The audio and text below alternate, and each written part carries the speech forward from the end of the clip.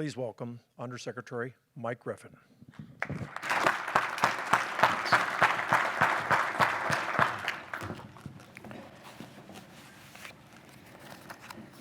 Thanks, Jim. Thanks for having me here. As is my custom, I'm largely going to speak off the top of my head with a few reminder points about things I don't want to forget to say.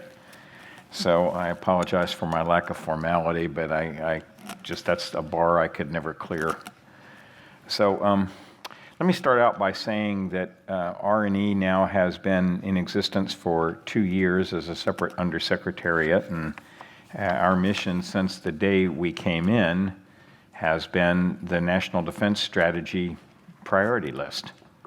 I have said a number of times, maybe to this forum in the past, that about 15 minutes after I was sworn in, then Deputy Secretary Shanahan handed me his National Defense Strategy on a page, pointed to the line where it said NDS priorities, and they were all enumerated, and said, here's your job. So we actually organized the Undersecretariat around those priorities. Sorry, I think that was for you. We actually organized the Undersecretariat around those priorities. And as I think most of you know, we have hired an assistant director for each of those, and they report to a director of Defense Research and Engineering, an old title in the department for modernization, who is currently Dr. Mark Lewis, a former endowed chair at University of Maryland and a two-time appointee as Air Force Chief Scientist, the only one ever to hold that position twice. Mark knows his way around the building, and our assistant directors know their way around their communities. So I thought I would give you kind of an update on where we are with not all 11 of those, but with some of the ones about which we get more questions than others. And then we'll switch over to questions. So with that, given that I have only half an hour, let me start out with some things that I'm personally not actually closely involved with, but that I know are extremely important, which leads me to point out that the Research and Engineering Undersecretariat is really 2 people, and we really function as an equal team. I know how upsetting that is to people who love Pentagon hierarchy, but my Deputy Undersecretary, Lisa Porter, and I really function as a team with the one war, one Texas Ranger approach. Since 14 months now, Lisa has been the by name DoD lead, signed out by the Secretary, the by name DoD lead for 5G. We've been working on this as an Undersecretariat since January of 2019. It was an endeavor that she spun up really out of nothing, created out of the whole cloth. She created a sufficiently compelling program that we sought and were able to obtain $53 million reprogramming in fiscal 19, an add by the Congress of $200 million for fiscal 20. And if you look at our fiscal 21 budget, you'll see that the 5G initiative is in there for $484 million. We don't discuss the FIDA, but we think we're doing well. What does this buy us? Well, the telecoms industry is a multi-trillion-dollar worldwide industry, and the entire DoD budget doesn't buy a big place in it. So that's not what we're trying to do with 5G. Okay, what we're trying to do with 5G is help keep DoD up to where the commercial telecoms providers are eventually going to go. It's very important to us that we do so for a variety of reasons that I hope will be obvious. So we're setting up experiments on 4 geographically dispersed DoD bases, plus Nellis Air Force Base, which was called out in the authorization bill, with a number of different goals. We want to figure out how we can use 5G networks to press military advantage. We want to figure out how we can protect those networks against adversaries who will be seeking to use those networks against us. I'm sure some of you will be shocked to know that DoD personnel are sent places to do things where people don't want us and where we are the target. And we cannot allow adversaries to have network superiority at the same time that we intend to use these networks to our advantage. We have to protect ourselves. So the whole cybersecurity thing and beyond that.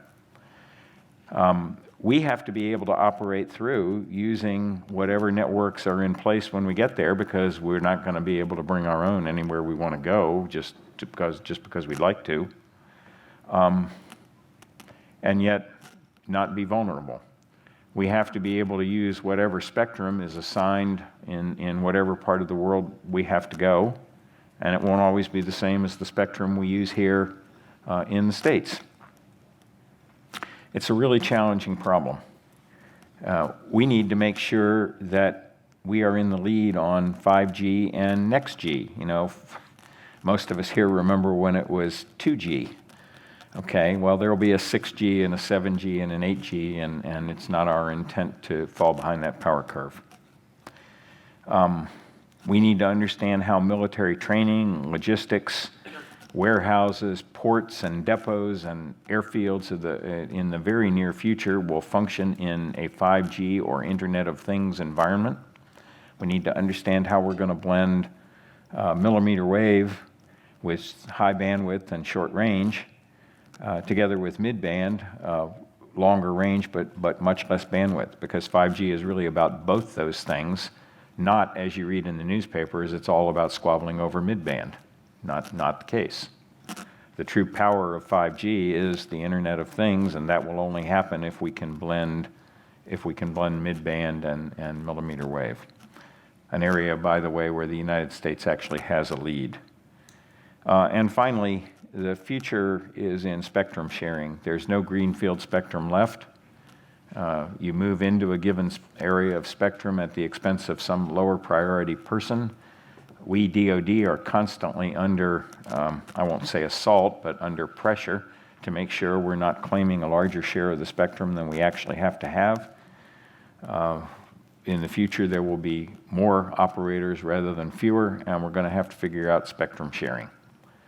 Now, for the DoD and the national security community writ large, the flip side of spectrum sharing is anti-jam. So obviously, we need to know how to do that. Let me move on to another initiative that, as it happens, the Deputy Undersecretary brought to bear, and that's our biotechnology initiative. I think those who have been following the news and the news trends lately understand that in today's world, we understand that biotechnology, especially as prosecuted by our adversaries, has the component of a threat to it. I think you've probably seen the publicity where we just as soon not have our combat warriors advertising their genetic background to public source information. I won't go further than that. So yeah, there's a threat there. There's also an opportunity. Raise your hand if you saw at the popular consumption level, the Economist article of about a year or so ago, where they talked about the use of biotech for true bioindustrialization. Raise your hand. Read that article? Great article. It was a real good survey across the waterfront of the opportunity space in biotech, where we learn how to do in an industrial way what nature has done for us in so many areas of things that we harvest and mine and use that were delivered to us by nature's manufacturing plant, but whereby we, now that we have learned are beginning to learn how to manipulate genomes, that we may be able to do on an industrial scale.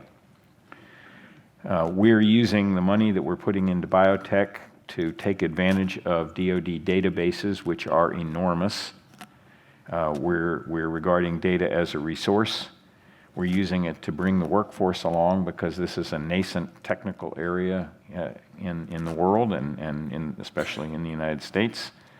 And in fact, we've spun up a 9th Manufacturing Innovation Institute in the program that we have to explore innovative manufacturing methods.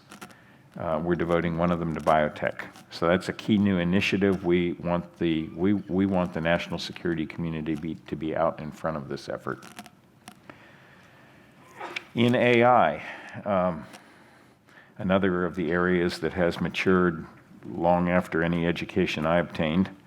In DARPA, we have $459 million in FY21 for our AI Next program.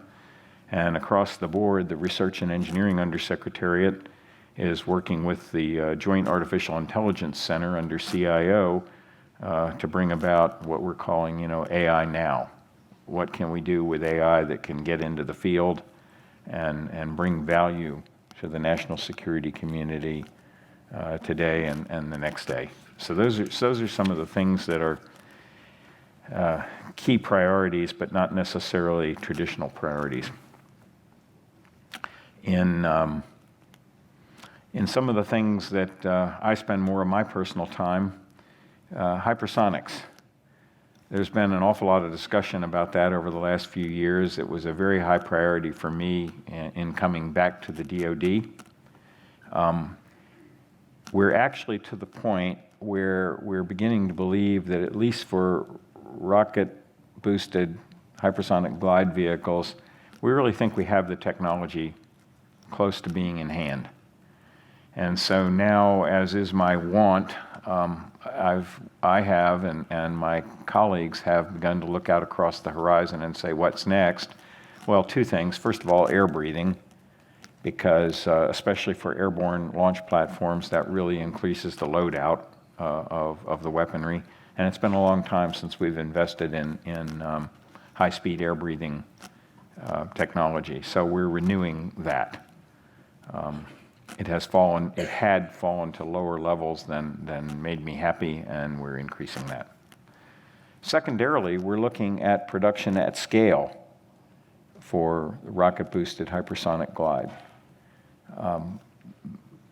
Frankly, the adversaries are not going to be scared by production levels where we produce one a week, right? I mean, that's 500 by the end of the decade. That doesn't scare anybody. Our adversaries are accumulating these things by the hundreds and thousands. So we are making a major investment in production of hypersonic weaponry at scale. I'm not going to quote a number, but I'll just say we're going to be making a major investment of many billions of dollars in production at scale. Of course, the leading edge, no pun intended, component of that production at scale is aeroshells, thermal protection systems, because anything that we're going to fly at a high speed needs aeroshells. The United States has not been in the business of designing and producing entry vehicle aeroshells, and that's really what these are in decades. Okay? The Cold War ended 30 years ago, so it's been a while. We need to get back in that business, and we are. And you will find as budgets unroll over the next year that this is a major investment for us, and I would urge those of you who are in industry to treat my comments here as the classic quote demand signal unquote. Okay, we are going to be investing in hypersonic weapons production at scale. Space Development Agency. We saw in DoD, and frankly in responding to Section 1601 of the 2018 NDAA, we saw the requirement from Congress basically to come back to Congress and say, how are you guys going to manage space? Because the undercurrent was we're not happy. So the President established The President requested that the Congress establish a Space Force. That's been done. We also told the Congress that we would be setting up a Space Development Agency, because I can't think of a more creative name. Not my forte. That would be focused around developing a threat-driven architecture. As I like to say, our architecture in space today consists of a relatively few, very high value, extraordinarily exquisite, unbelievably capable space assets, for which the other name is targets to the adversary. John Hyten did me one better when he labeled them as juicy targets in a 60 Minutes interview a couple of years ago. I won't quibble, they are. We have the architecture that I would design if I knew we didn't have a threat. And as most of you here know, I've been in the space business for now pushing very close to 5 decades. We have the architecture I would design if I didn't have a threat. But in case anyone hasn't noticed, we have adversaries and we have a threat to our space architecture, and so we need, above all else, to be far more resilient, because space is absolutely critical to everything about the way the United States fights war. We cannot give the adversaries even the faintest idea that they could disable our space architecture. So we need proliferation, and not just, as I'm commonly associated with, the push to proliferate in LEO, and I want to do that, but I want to proliferate in all orbits with assets that are individually lower value but collectively very high value, so that they don't give the adversary a particularly desirable aim point.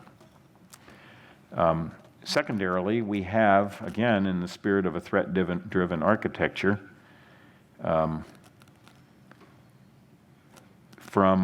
the missile defense arena, from rogue nations, North Korea and Iran, we have the problem of tracking dim upper stages after launch. We really need to understand after a launch whether a reentry vehicle is targeted for Hawaii or for Seattle.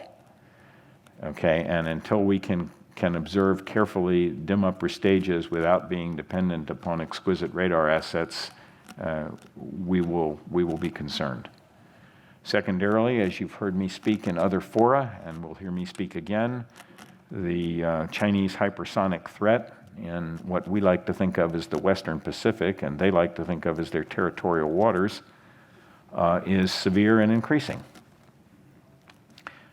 They outrun and outrange our best radars.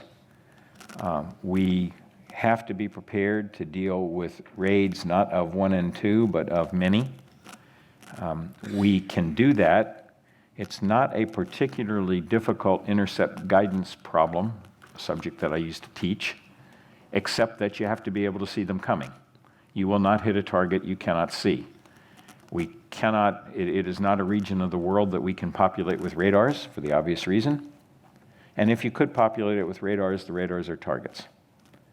So we can only do the target acquisition, tracking, and fire control problem from space.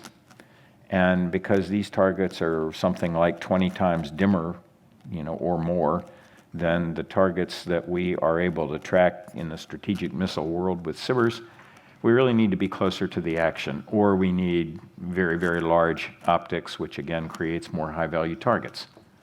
So again, we need to proliferate. We need assets which are individually easier and cheaper to build, but lots more of them. I do not know another way to overcome the inverse R-squared problem associated with collecting lower energy photons that we need to track and target. So that comes down to the tracking layer, which in the Missile Defense Agency goes by the name of HBTSS, Hypersonic and Ballistic Tracking Sensor System. And between experiments being done at DARPA, between HBTSS assigned to MDA, and and the Space Development Agency's overall architectural responsibility, we are, over the next couple of years, doing the actual experiments necessary to figure out what sensors we have to be able to track these things against the Earth clutter background.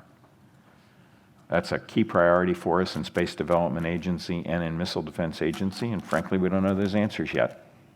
We have conjectures, but we're not going to build an architecture based on conjecture. Space Development Agency will become part of the U.S. Space Force when there is one that is stood up and ready to accept it, and that date has been in law. It can be 1 October of 2022, and that's when we are in the department planning to make that transfer. And that's consistent with the establishment of the Space Acquisition czar within the Space Force. In the microelectronics arena, another one where I certainly can no longer claim to be current, we're investing something like $900 million in fiscal 21, but we're investing it in zero trust, risk managed architectures. We have made a break intellectually with the perimeter defense concepts, trusted foundry concepts that weren't working and were leaving us actually numerous Moore's Law generations behind the commercial state of the art. Microelectronics is another of those arenas where the DoD just does not call the shots. We are something like 1% of the microelectronics demand. We are, of course, most of the specialty electronics demand, and no one but the DoD cares about prompt nuclear dose. But the microelectronics industry is able to service our special needs because they are so vital and robust in commercial arenas. And our job is to get back on the technology pace that the industry sets rather than thinking that we control that. So if we can't do perimeter defense, if we can't do trusted foundries, what do? Well, we're looking at the entire life cycle from design, fabrication, assembly, test, packaging, to figure out how we can produce, not with certainty, but with high probability, trusted microelectronics in a world where we can't trust anything. So that's our push in the near future. In the Missile Defense Agency, I think most of you know that we will shortly we've issued 3 requests for information and 2 draft RFPs for what we call our next generation interceptor, following, frankly, last year's cancellation of the redesigned kill vehicle because it was not going to meet spec. And we concluded that by the time we made the changes necessary to have it meet spec, we were starting over, so we just decided to start over. That procurement will be out shortly. That will be the core of our ground-based interceptor system. And in the meantime, to get us through the 20s, we are taking a very serious look at expanding the role of SM-32A, Standard Missile, the latest version of Standard Missile. The Congress, as I think most of you know, has demanded in legislation that we fly a flight test of SM-32A against an ICBM-like target, and we have another one coming along after that. We're also looking at an expanded role for a more capable THAAD design. So that's some of what's on the horizon for Missile Defense Agency, whose budget we hope will continue to be quite robust. You gave me a reasonable amount of time, Jim, and we actually started early. So I'm going to leave off my pontification at that point, and I'd like to turn it over to you all for questions, which are always the best part of the engagement for me and surely for you. So let's just throw it open. We've got a wandering microphone. There's a question right down here. If you'll speak loudly, you can go first. Thank you. John Harper with National Defense Magazine. You said that air-breathing weapons are going to be have a renewed focus now. Can you talk about what the next steps are for that, just in terms of how you're going to pursue that? Any solicitations that might be coming out, or anything along those lines? Well, we have an experimental program ongoing at DARPA, and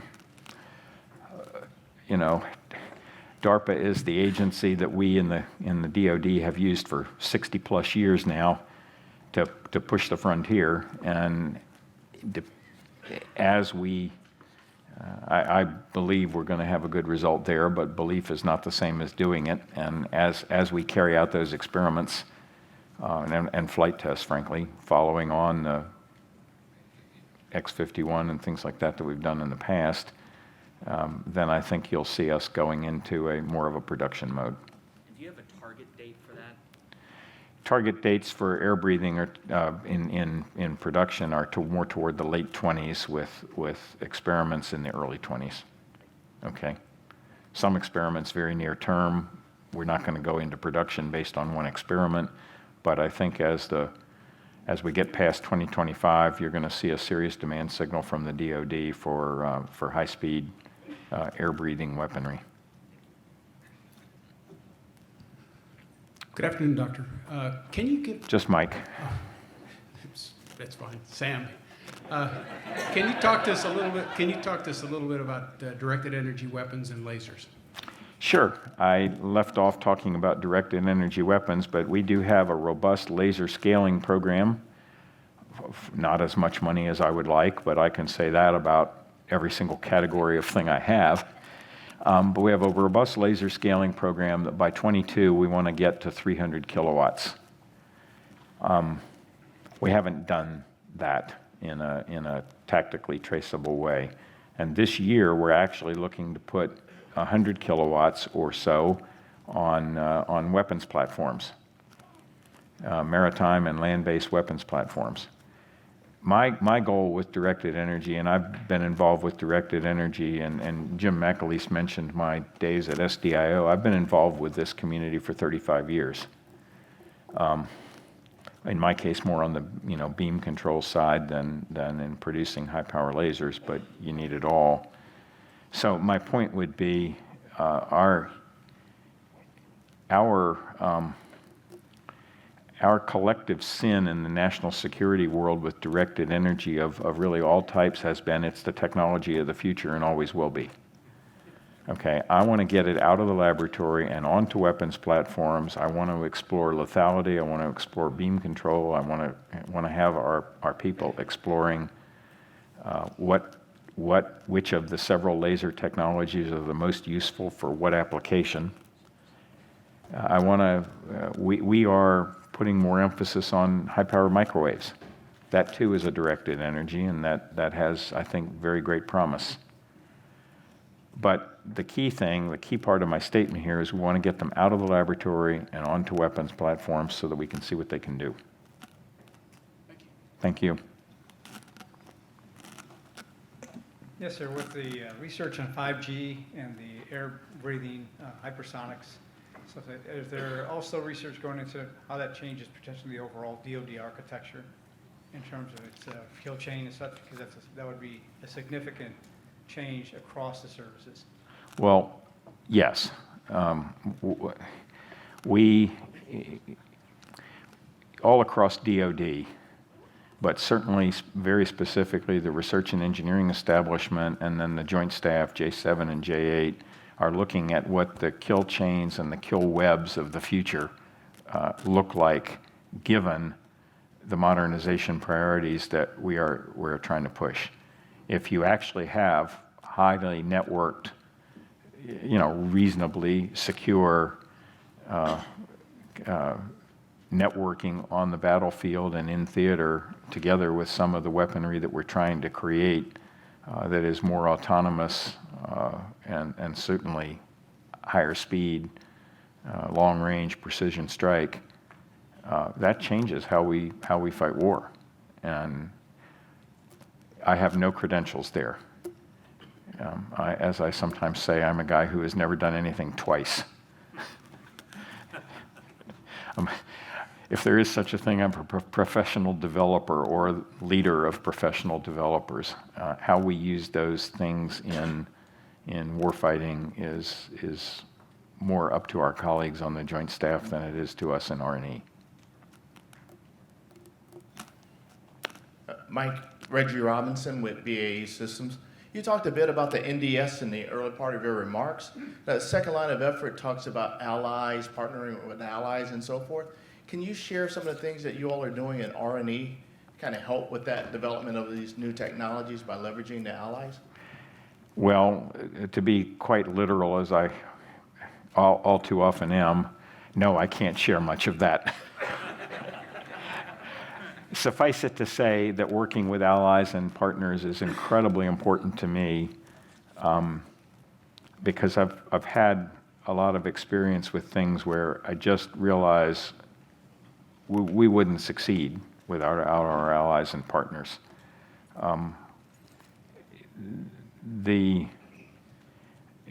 Western liberal democracy, Western thought is under attack by adversaries who don't share our values of the rule of law, the property rights of individuals, the right to freedom of movement, and the right to free markets, and many other things. To defend those values requires, in my view, not just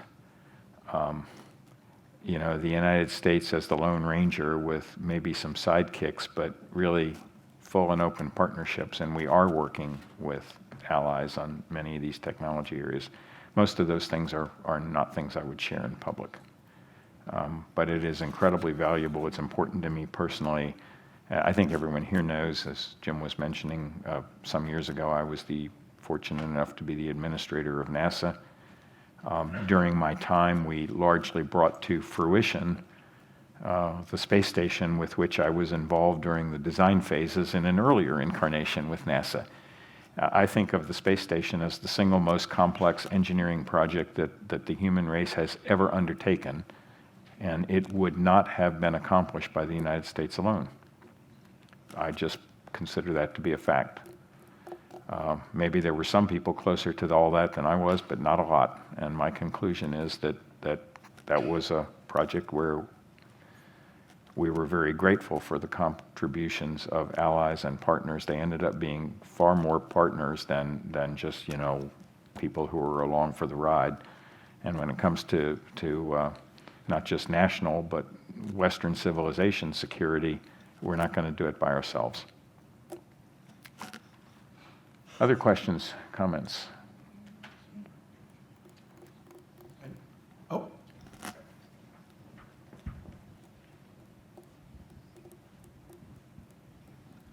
Sir, the field of modeling and simulation has advanced significantly over the past few years. Could you comment on the value of modeling and simulation in the work that you do? It really has advanced since I did my PhD thesis in that area some 45 and more years ago. So yeah, it really has advanced. It's hard to know where to start. We don't do anything anymore. We really can't do anything anymore of value without modeling and simulation. Now we have to anchor those models and simulations with experiments. They have to be tied to the real world. But when I talk about what we do with missile defense, for example, we're modeling the adversary launch vehicles, we're modeling the trajectories, we're modeling the fire control problems, the decoys and the, other bodies which are not the actual target. We're modeling the RF environment, the radiation environment. We design and build our weapon systems according to the predictions of these models. Missile defense is not, in the real tactical sense, is not an experiment we've ever done. It isn't one we ever hope to do. We fly flight tests, of course, to verify the integrity of the hardware and that it does what it's supposed to do. But in a very real sense, the purpose of the flight test is to verify that the flown object matches what the model predicts it will do.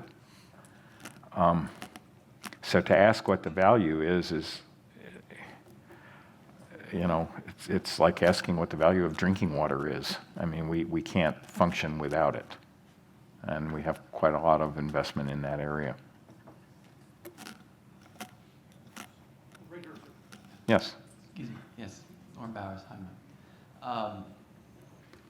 It was close to 20 years ago that we had the hypersonics that we're building on now, and we had plans, at least for operational response to space, and we had efforts for global strike, global prompt strike, and those, frustratingly, to me anyway, kind of all just went away, got eaten by larger programs or just weren't important or whatever.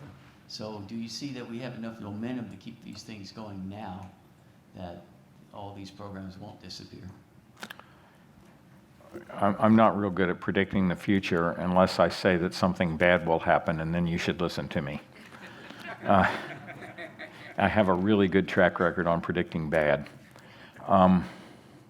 So I don't know the answer to your question.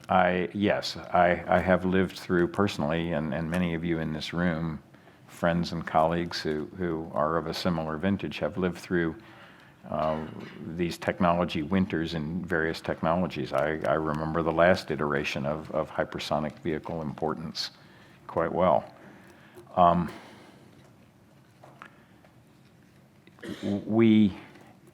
I think there are some logical explanations for why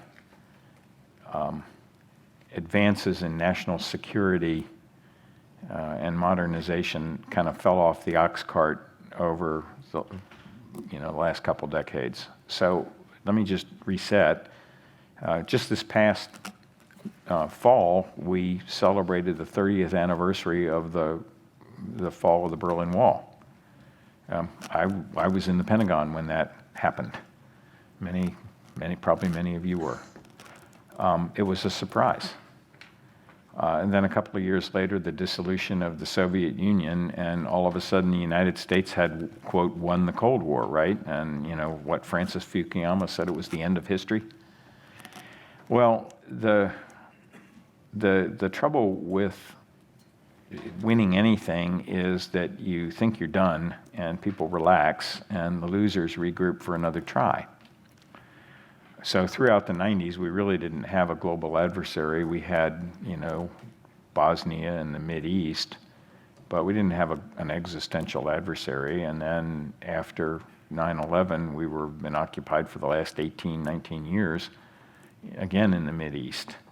And that's used up an almost uncountable amount of treasure for things which were important but not existential in the sense of the survival of the United States.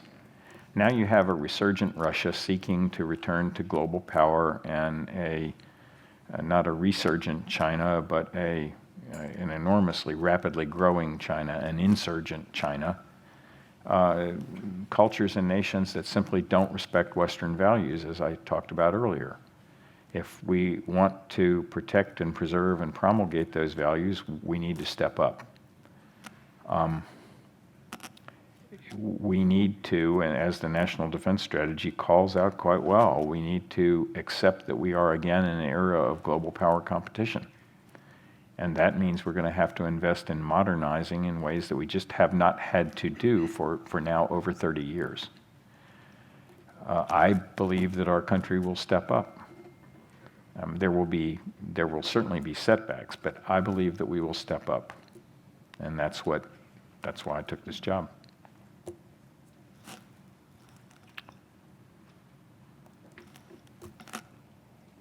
I hate to say that, sir. I was just about to say we couldn't end on a better note than that. I'm happy to end. Hey, man, let me out of here. That was a hell of a statement. Did you want to add one last one, sir? That was a hallmark moment, sir. So on that last note, the ideological battle that you're talking about is the battle of the millennium.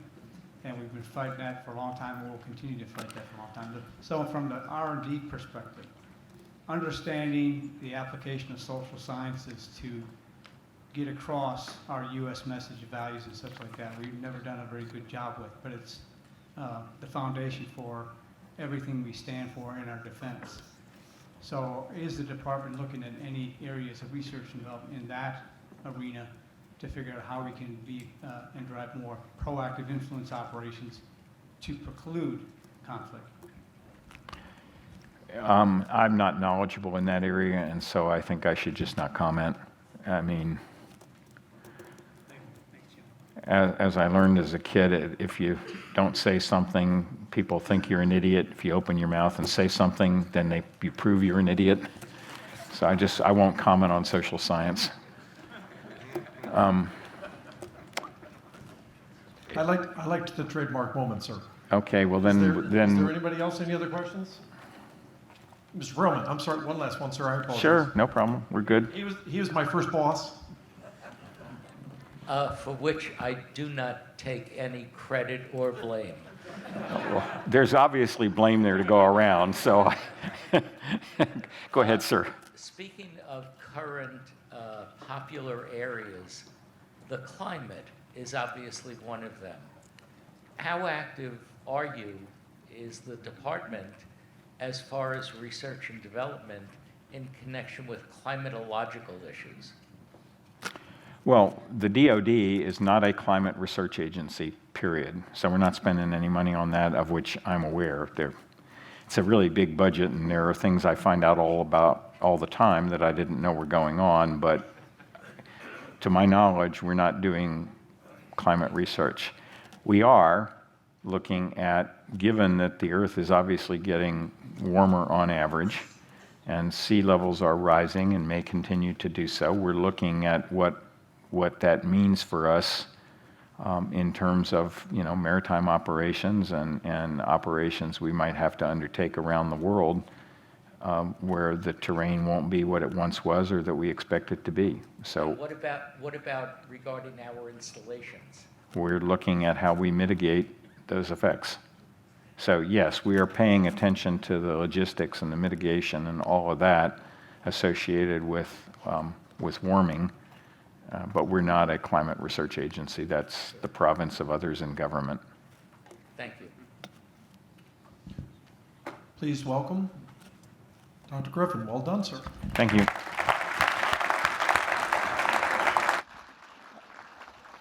I'll be right there, sir.